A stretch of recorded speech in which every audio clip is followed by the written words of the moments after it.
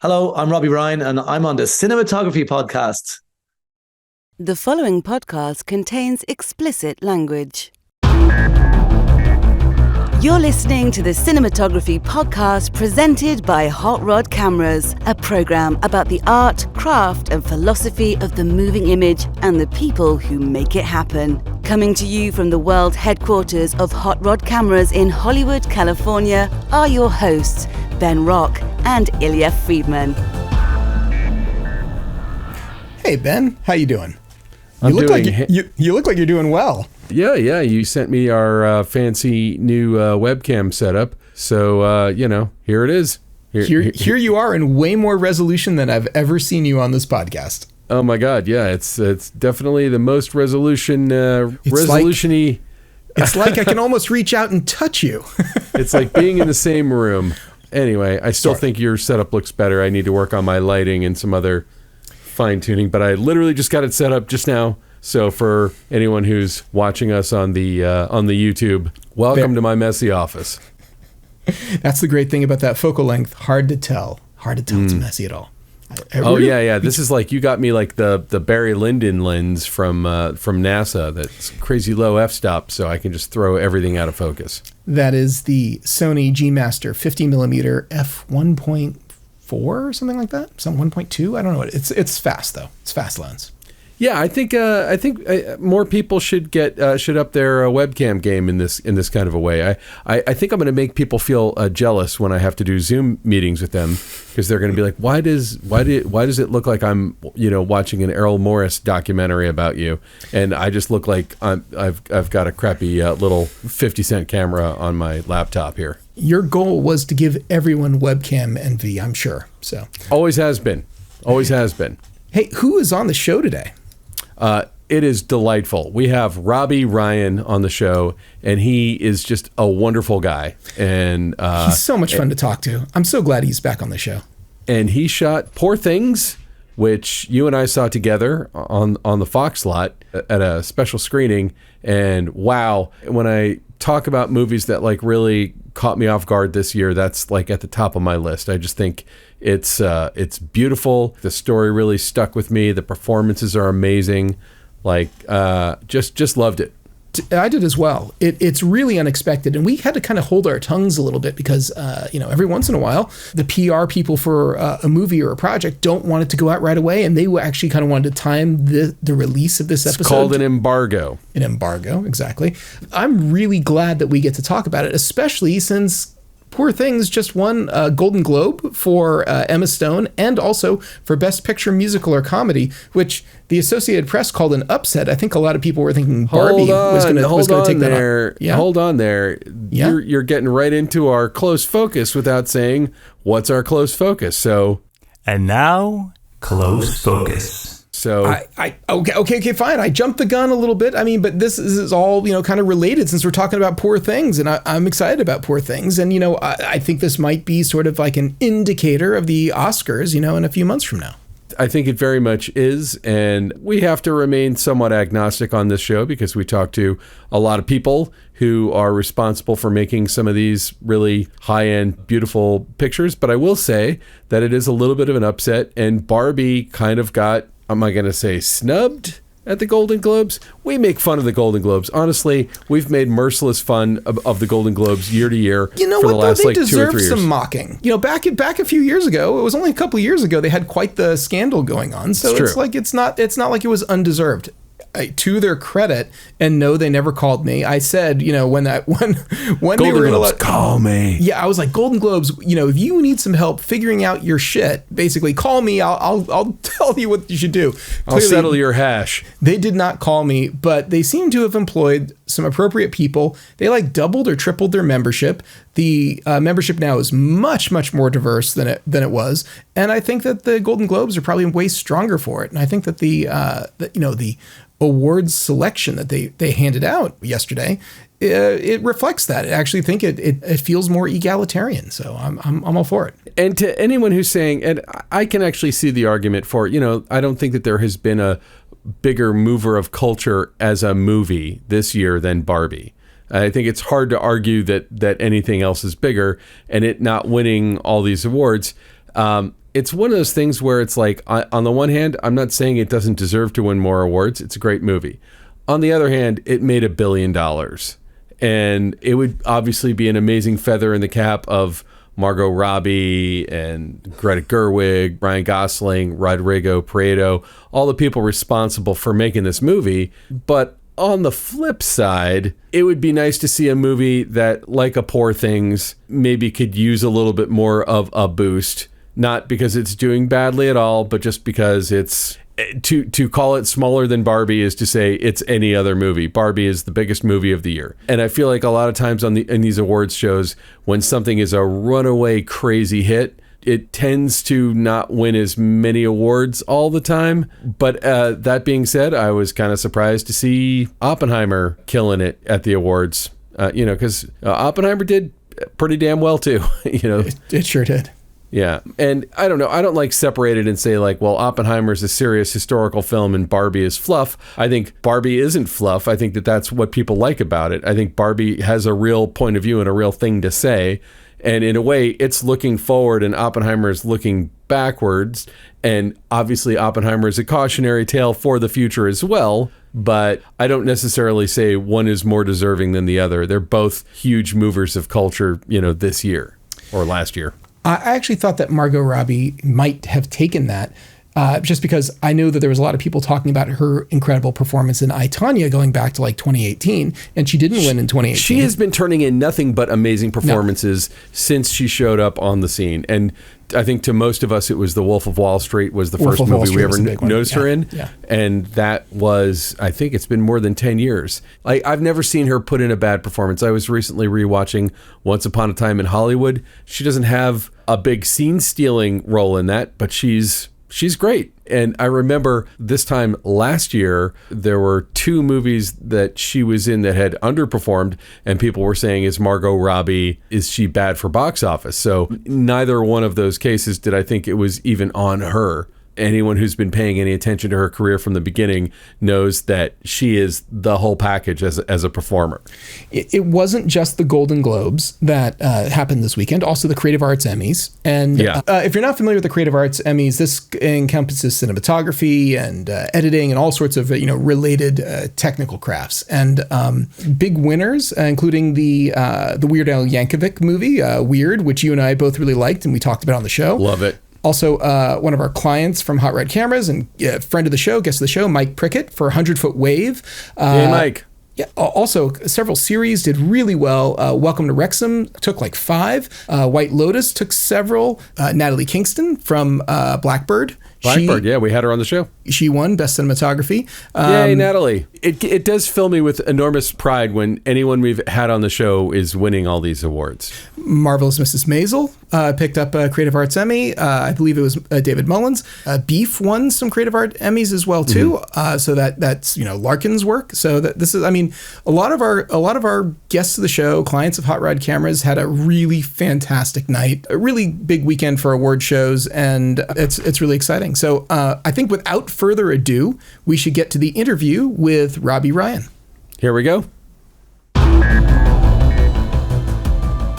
The Cinematography Podcast Interview. We're so excited to have you. We both went to the Fox lot last week and got to see the screening of it on Thursday night. So we got to see it on a big screen. Recent you saw the film. Brilliant. Yeah. It's beautiful, amazing, just ripshit bonkers. I just love how bonkers that movie is. It doesn't pull any punches. All right. Yeah. It's bombastic.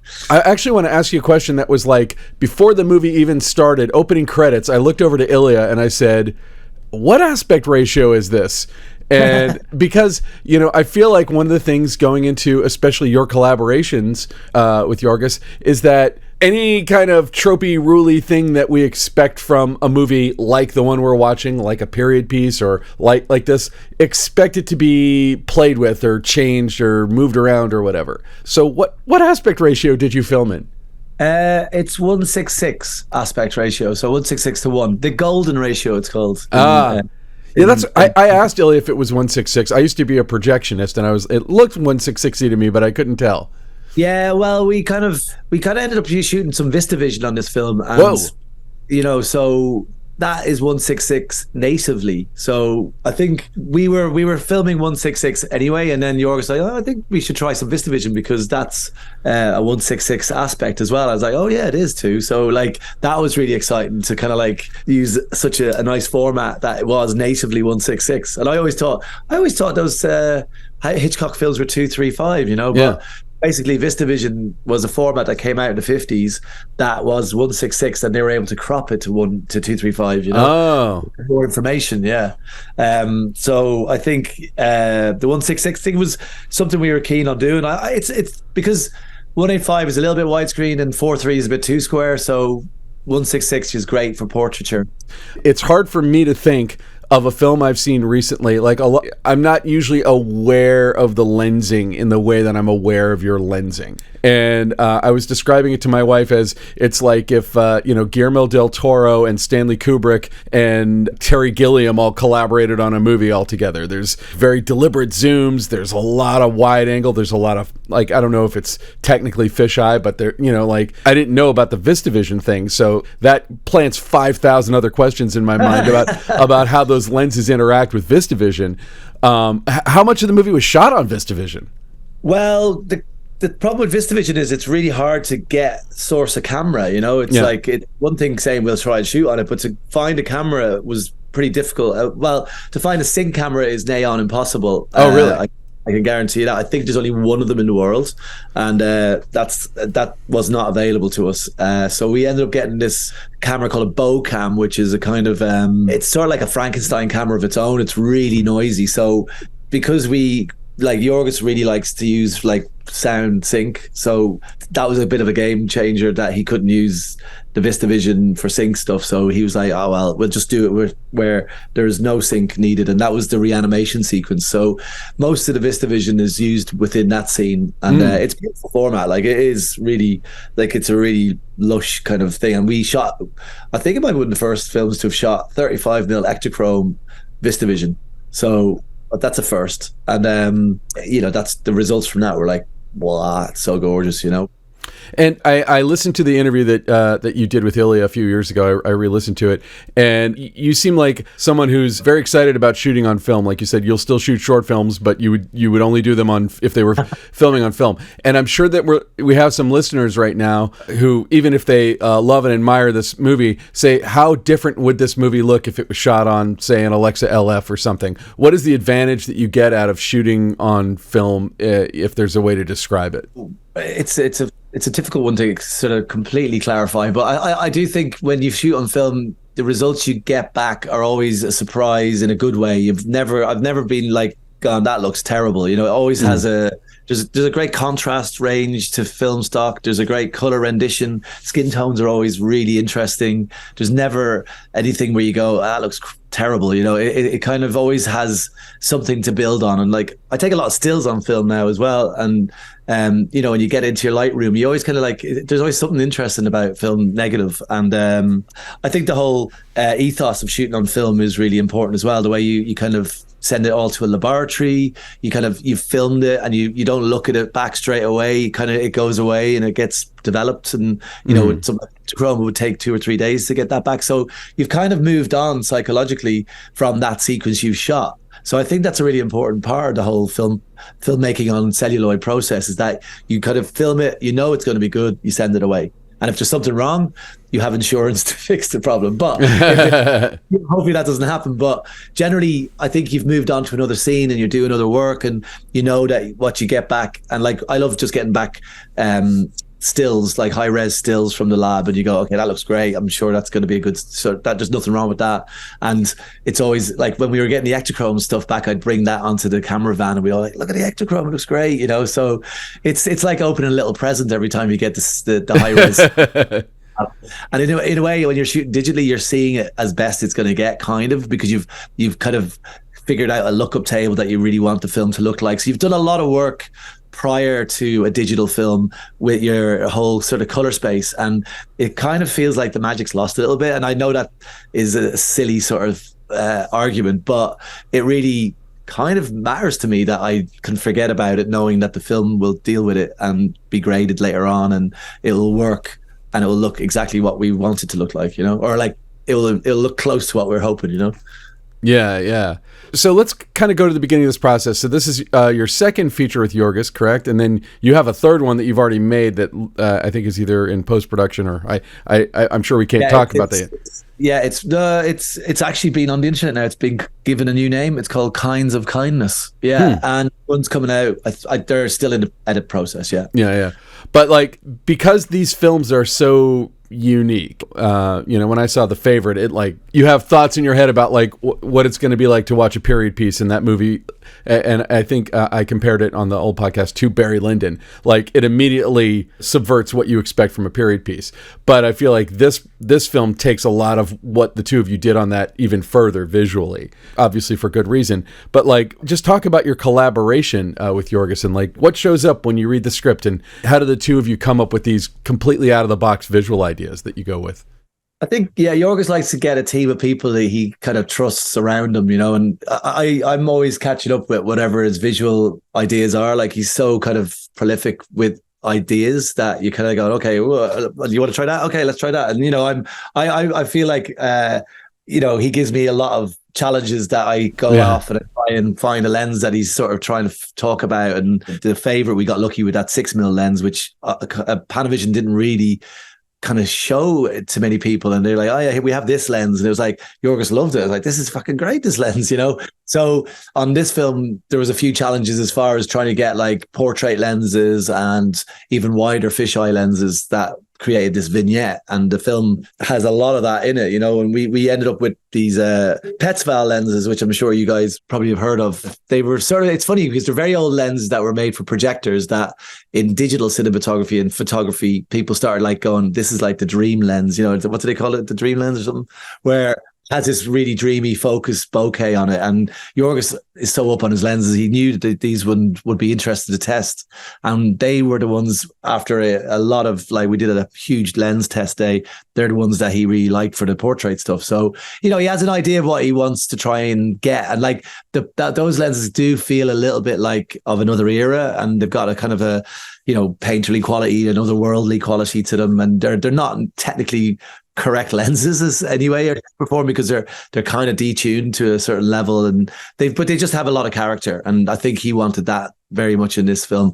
And then the 4mm, we ended up with a 4mm lens, which is made for 16mm photography, but when you stick it on, because I was doing some stuff on digital, like on, when you're shooting on an LF these days, if you have any lens that's not like a large format lens, it gets this crazy vignette on it. Yeah. So I was like, okay, well, why don't we try that if we get a 16mm lens, it won't cover the full 35mm negative. You might get that vignette idea. And luckily that's exactly what we got. It just fully fits inside the 35mm negative. So you have this vignette, and I don't know whether we pulled back a bit so you can see a little bit more vignette around. I don't think we did, actually. So that was a sort of like, and I remember Yorgos like tested, I go, this is a really interesting, I like this one, So that became, if the scene needed that extra bit of madness, the 4mm would come out. Yeah, I was gonna ask you about that. It's like a porthole effect almost, and it sort of happens. I thought it was probably being created after the fact. I didn't think you were putting a 16mm lens on a 35mm camera and then just taking what you got. It feels, the movie is almost like a stew. It's a visual stew of all of these different sorts of components that kind of come up, and not in a haphazard way, but like very intentional way at certain moments, at certain key things, like the use of the wide angle, the use of the porthole lens, the use of, even just the combination of the color and the black and white and the interstitials that goes through. I have to imagine that some of this you're figuring out, like, hey, what would be great right now? Put this on. Like, I think some of that's got to be there. It feels almost improvisational at some moments, but are you ever covering yourself? Are you ever saying, you know what, we're going to do it this way, and we're also going to do it this other way because we're not sure? How do you guys make the choice? You just make the choice and go. Yeah. You've landed on it pretty well there. It's a very simple film, really. So, what Yorgos does is he gets his tools. He chooses his language. He says, this film, I want to try and do a lot of zooms. Like we talked about Fassbinder films. He said, look at these films where you've got so much developing zoom shots that you could almost do the whole scene on that. And he was very, very much like using that as the spine of what would be the language.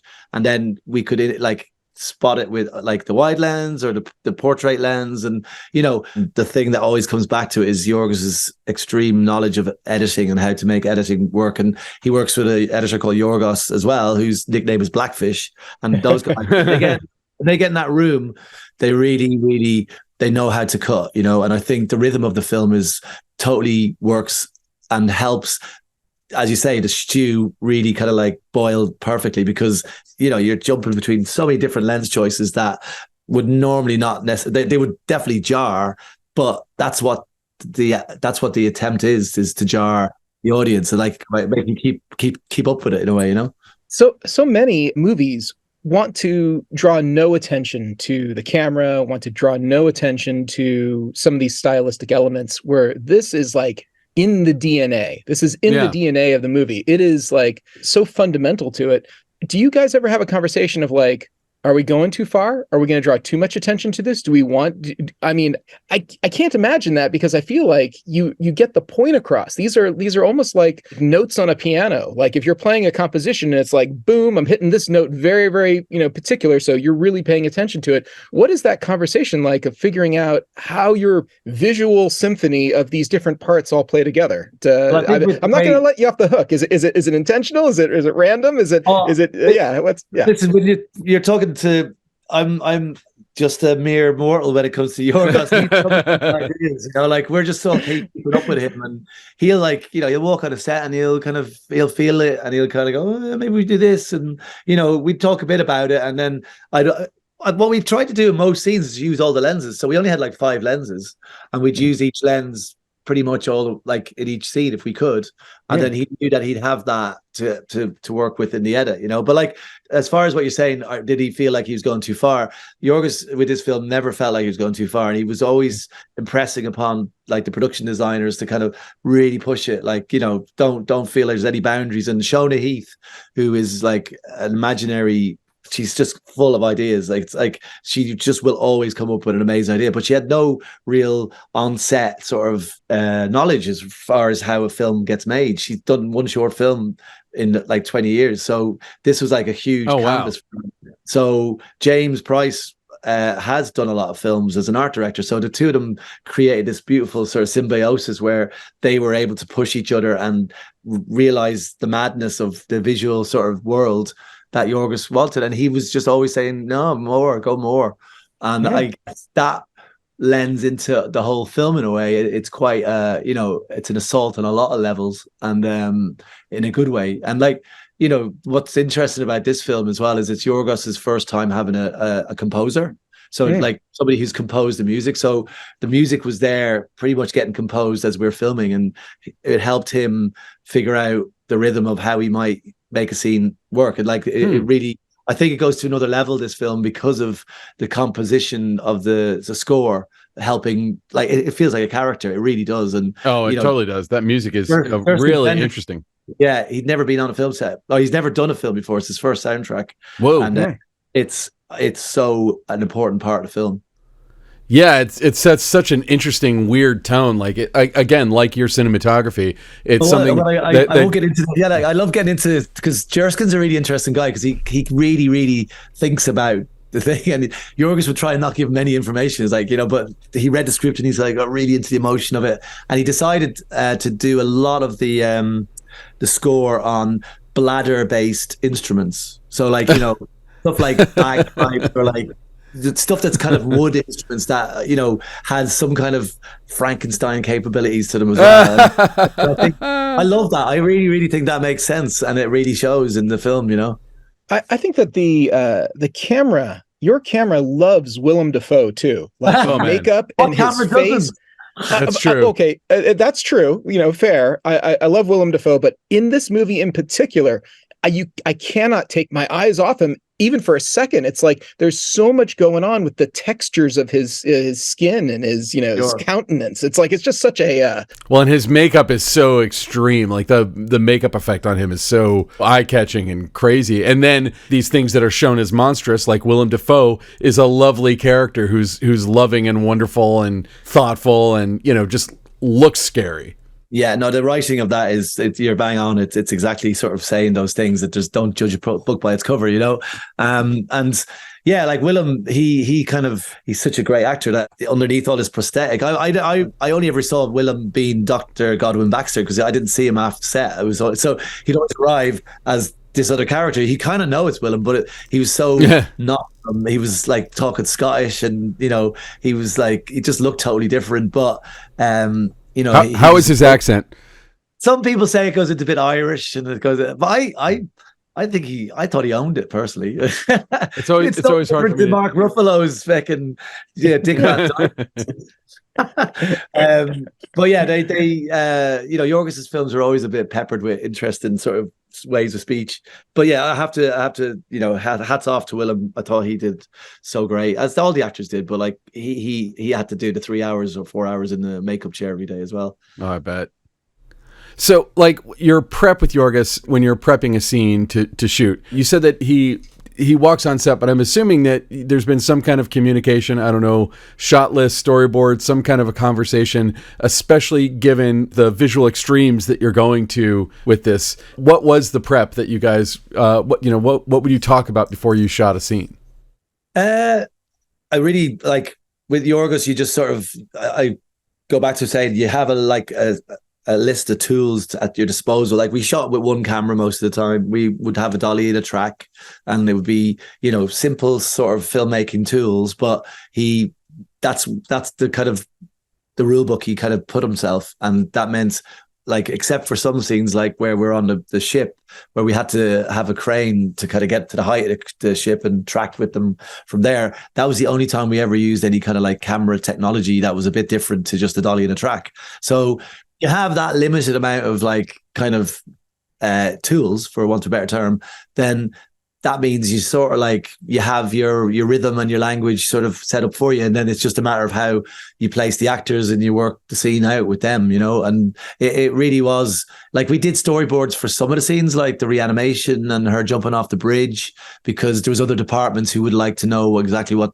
they're getting themselves into, but for the rest of it, because he shoots in 360 a lot of the time, the production design had to build everything. So they made these amazing composite sets. So everywhere you looked in the set was basically shootable. And that sort of ticked that box. So in a way, all we had to do was figure out which way we were going to point in this beautiful set. So it wasn't like storyboards or shot lists were really going to be necessary. And I learned that from The Favourite. He's not really a shot list storyboard kind of guy. The best thing about The Favourite was that he used to have a digital camera back then, and he'd take a still of what the angle he was thinking of would be, and then I'd work out the camera move for that angle. I could tell all the department what we were doing. But on this film, he's given up on digital stills, and he's got like a Chamonix large format camera. So like he was going to show me a picture of that. He did go home and develop it that night, and then scan it and bring it back in the next day himself. So that was pretty but as far as he'd get like a lens on a stick and he'd talk it through. He goes, I think we'll do a zoom here. We'll start close on Emma. We track, zoom and track back, then track over here. We'll zoom in here. So that's just the language that I kind of, that's the best way for me to kind of learn, because I can figure it out as we're doing it. And then there's no like poring over this idea. Like I find sometimes when you preempt something and you write shot lists and storyboards and it doesn't work out that way in a day, then you kind of feel a bit like, oh shit, why didn't it work out? Whereas if you're coming from another way, which is what Yorgos does, which is like get on the set, see how the actors are like feeling it, and then you kind of figure out a language of how that scene should be shot. And that's to me great. And you kind of have the time to do it in a day. And we did just about get everything done. We didn't go over too much, Well, and I'm curious too, because you're shooting on some of the lenses super wide angle. How does that affect your lighting? Because it's going to be hard to not see lighting stands and. Well, yeah. Well, if you look at it, there's a lot of practicals in the scenes. So anything that's nighttime, there's a heck of a lot of practicals, and then everything else is sort of. For the bigger sets, we built skies, to be honest with you. So the aesthetic was, this would be, how would you shoot this if it was on a normal location? So we just created the same environment. So the sets were massive and like huge. So the lighting of the sky had to be big. So we just had tons and tons of lights up in the ceiling, and we diffused that. And that would light into the rooms that we were filming, like interior, and it was just like we were on location, really. So it made my life a little bit easier because I just knew I had to build a sky, and then that Yorgos would not want any lights on film sets. So that was kind of like, oh wow, that's a good rule book to have, you know.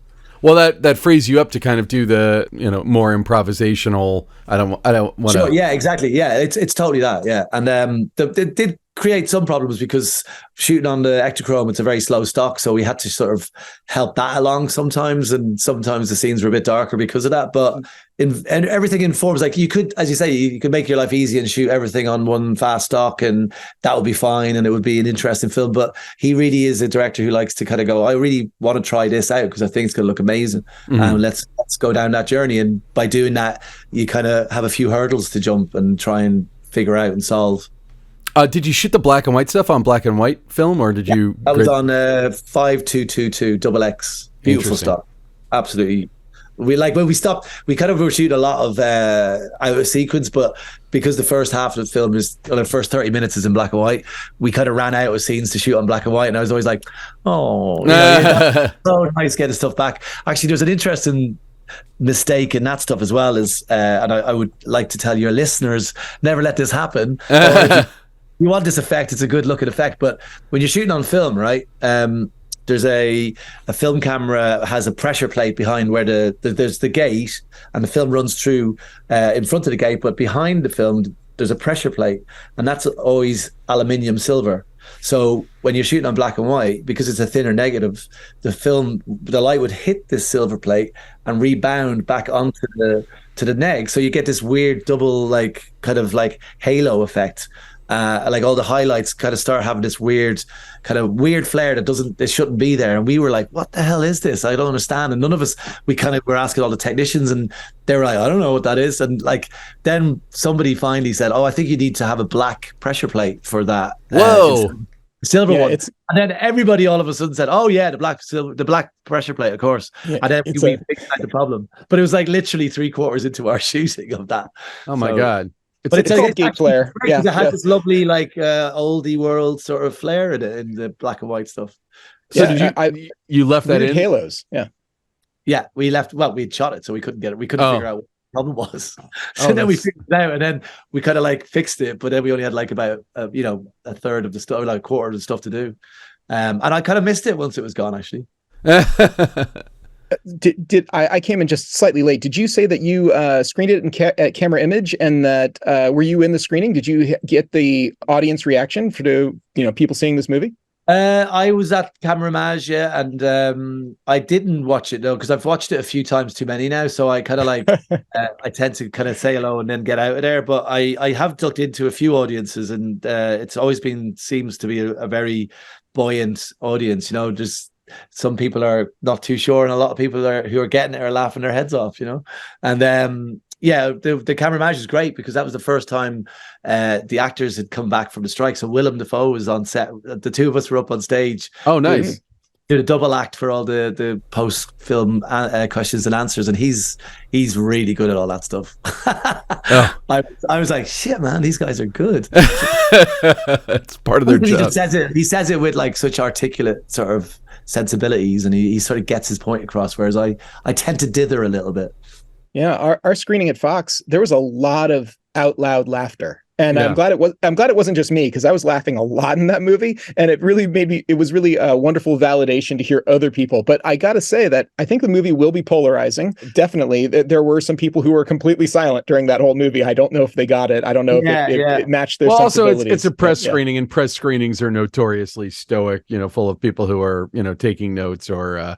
I think as a film, it seems to sort of catch people a little bit unawares. They're not sure what way to take it, and then they'll either go with it. And I think a large percentage of people do warm to it, and it's in a way, it's a film makes you feel good about yourself when you come out of it, because it's a journey of discovery. And I feel like maybe somewhere The Favorite was a bit more about jealousy and a bit more, you can't compare any films, but I always there's no film's going to be able to be as popular as that, but we'll find out. And I hope people really lean into it, because it deserves it. There's a lot of layers to it that isn't just about the comedy. It's got other issues.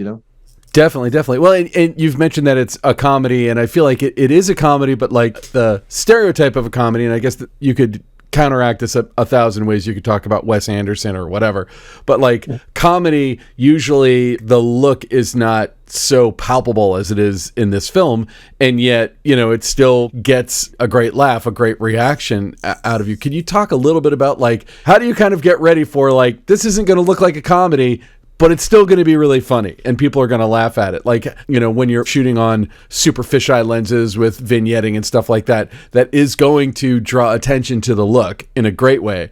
I mean, is that just something you're like, hey, that's Yorgos' problem? But well, I don't think, I think it's, most people go to see this film would probably know something about Yorgos' type of cinema, and it really is like in his world for sure. But what I think is nice about it is that it seems to be working to a point where, you know, people who might have not connected with that so much with this film, because it is so funny and universal, that you do kind of connect with it more so. And that the universe that Yorgos has created is one that you want to enjoy and get into with this film. And sometimes maybe his other films were a little bit more, you know, not so accessible that way, and this one really is. And you know, I love reading Yorgos' scripts because he always has a high slap count in his films, you know. And, I think this film has quite a good few slaps in it that are really fun.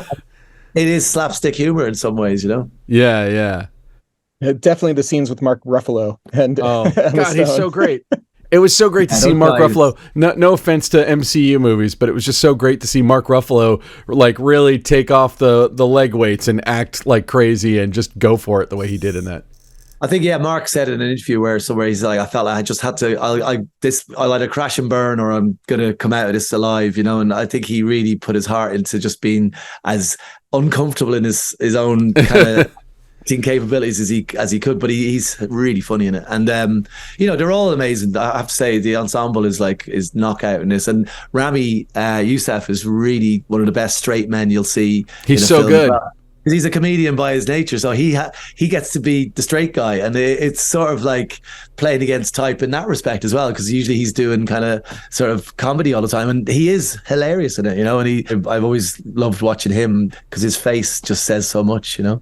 Excellent. Well, we're running a little bit low on time, but before we go, is there any place that people can find you online to interact with you, see your work? I mean, obviously, you know, you've only I'm a bit made of a about Luddite, so I don't have any social media presence at all. You have like 4 more productive hours in the day than the rest of us. So. Probably, yeah. I would be I'd be in trouble if I would get onto any of those social platforms, but. I would say, check out films I've done on IMDb and then go watch the films. Hopefully you'll like one or two of them. Excellent. All right, guys. All right. Thanks, Robbie. Thanks so much, Robbie. Great seeing you. Yeah, take care. Enjoy.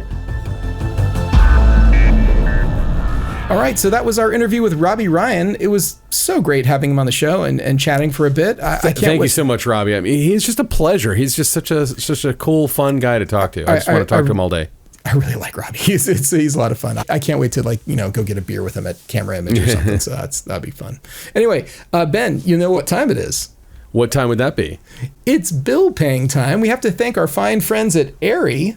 I see how you did that. Making the show possible, making the show happen. Arri, of course, makers of incredible motion picture equipment, but you know what a lot of people don't know? They also have a really good YouTube channel. I was going to say snow cone makers. They make snow cone makers. Not snow cones, actually, but I'm sure the Arri snow cone machine would be the most overbuilt, incredible German engineering of a snow cone machine ever. You know, my point is, though, is that their YouTube channel is really good. And lately, in the last 2 weeks, they've had a couple of really good things on there, including like Arri France put up a show reel of a bunch of like really, really beautiful projects, sort of like a montage of different French productions. And if you wanted to spend like 3 minutes just looking at some incredible cinematography, like really high level stuff, I highly recommend watching the Arri France show reel that just went up on the channel.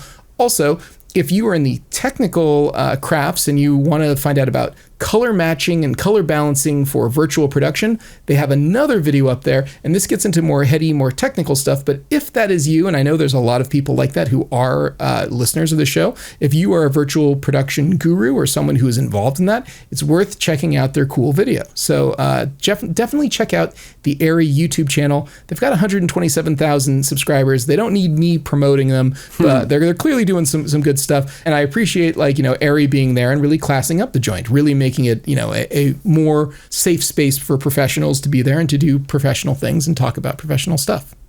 And now, short ends. Hey, it's our short end time of the show. It's time when we talk about our pet obsession of the week. Ben, what have you got going on this week? What are you all about? I went down a little bit of a rabbit hole of an older movie, not super old, but 1982, that's, 42 years, to a movie that I hadn't seen since I was a kid, but it's on Tubi, so you can check it out for free, and it's Death Trap. Have you seen Death Trap? Ooh. Is that Charles Bronson? Who's in that? Okay. It is like a murder mystery. It's like a hard-boiled murder mystery starring Michael Caine, Christopher Reeve, and Diane Cannon. And it's directed by Sidney Lumet. And it's really great. And I remember seeing it as a kid, and it's full of twists. I don't want to ruin any of the twists for you, because it's like nothing but twists. But it is fun to see, also Christopher Reeve did a bunch of movies that weren't Superman, but he's probably best remembered for all of his Superman movies. And this is something he made right in the middle of making all the Superman movies. It's 1982. And he's so great. You kind of realize, man, we lost Christopher Reeve. Obviously it's a huge tragedy because he's just a human being who, seemed like he was a pretty good guy, but also what an actor this guy was. And, at the time he's kind of a glamoury actor because he's playing Superman. Michael Caine is just on the other side. He's just getting a little middle-aged looking. Diane Cannon is great. It's an adaptation of a stage play, and it is very stagey. And that just kind of becomes the style of it. And you kind of roll with it. Most of it takes place in the Hamptons in this beautiful, weird house. It's shot by, I hope I'm pronouncing his name right, he's still around, still working, Andrei Bartowiak. Andrei Bartowiak. Oh, I know. Yeah. He's a client of Hot Rod. Oh, yeah. Andrei's great. No. So he shot it. The cinematography's really good. And, in terms of taking something that is a stage play and making it really move and making it really visual and making it really pop, it's very funny. It's wickedly funny. And, the other night I was surfing through Tubi and I was like, what's on here? And I saw Death Trap and I'm like, I haven't seen this in a long time. It's always fun to revisit something you saw, a bazillion years ago and kind of go how does it hold up? How do my jaundiced, jaded old man eyes see this thing that I once saw as a child? And I think it's really, really good. And I'd be interested to hear what other people, including yourself, have to say about it. So that's my short end. I will totally watch that for sure. We should get Andres on here. Oh, we could totally have Andrei Bartowiak come on. I would love to have him on. We can totally make that happen. I will see if I can try to make it happen when I'm in LA next. So have him talk about Death Trap. Anyway. Yeah, absolutely. So Ilya, what is your pet obsession this week? Well, I can't remember if it was your pet obsession or not in a previous episode because we've talked about it a couple of times already. But I went and saw Godzilla -1. Godzilla -1, holy crap. You were absolutely right. It's so good. Boy, did I enjoy that. I really, really liked that movie. And I'm not the only one. That movie is 4.8 stars out of 5 for audience ratings, 98% on Rotten Tomatoes. It is a fun ride. And look, taking nothing away from all the other Godzilla movies, but they've always been B films. Nothing about Godzilla has ever been this is high art, this is Academy Award art, this is, serious drama. But I gotta say, Godzilla -1 really feels like a real elevation of the entire sort of genre and all of the franchise. What they've done, it's my favorite Godzilla movie in decades, perhaps all the Godzilla movies. I thought it was really, really well put together, and I really enjoyed it. And I know it's ultimately it's silly. It's a person in a rubber suit or CG or whatever it is. I think it's all CG in this one. I don't think there's any rubber suit. still has the reminiscence of like some rubber suit. But you know what? I appreciate them trying to take this art form and move it into modern day and doing it in a really smart way. And I'm not disparaging any of the others. In fact, actually, there's going to be another Godzilla versus Kong that's coming out. There wasn't a preview before this, but the poster was in the lobby. So yeah, and I like those movies, but I have to say that Godzilla is such a Japanese story that when I saw Godzilla -1, what kind of struck me is it's not that no one else can make a Godzilla movie or a kaiju movie that works. I think the Monarch series on Apple TV is excellent. Gareth Edwards' Godzilla was good. I like Godzilla versus Kong. Like I'm into all of them. I think, they're kind of kitschy and fun, but I think that there's something about the Japanese psyche that this taps into that culturally it's hard to make it not as a Japanese film. It's so specific to their culture, and nothing wrong with that. And again, like, I think it's okay for other people to make giant monster movies. I'm not saying you can't do it, or even that somebody else can't make a Godzilla movie. But like, what I appreciate about Godzilla -1 is it goes back to what Godzilla was about, which was World War II. For sure. And that I really appreciate. So I thought it was great. Well, I think that's just about going to do it for this episode.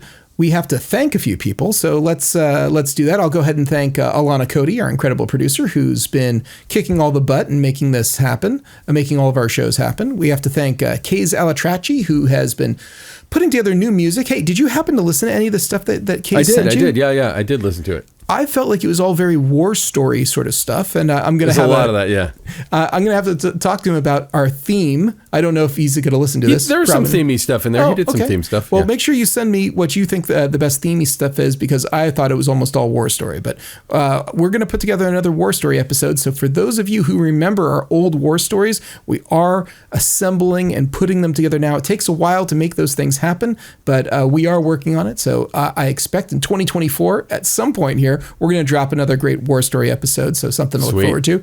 And of course, we have to thank Ben Katz. Ben Katz, who's having a tough week. Ben, we hope that everything works out well, and we appreciate you, Ben. We're here for you. We're fighting for you. Absolutely, Ben. Anything that we can do, of course, let us know. We're really happy that you're making this happen, and thanks very much, Ben. Speaking of Ben's, Ben, where can people find you if they want to track you down outside of this show? benrock.com. Go to benrock.com and you can check out my reel and learn all about me, find my social media links, blah, blah, blah. How about yourself, Ilya? Where can people find you? You can find me over at Hot Rod Cameras, hotrodcameras.com. That's where I'm at most of the time, or quite often. If not, you can find me over at LinkedIn. I've been getting quite a few emails from LinkedIn people lately, and that's been kind of fun.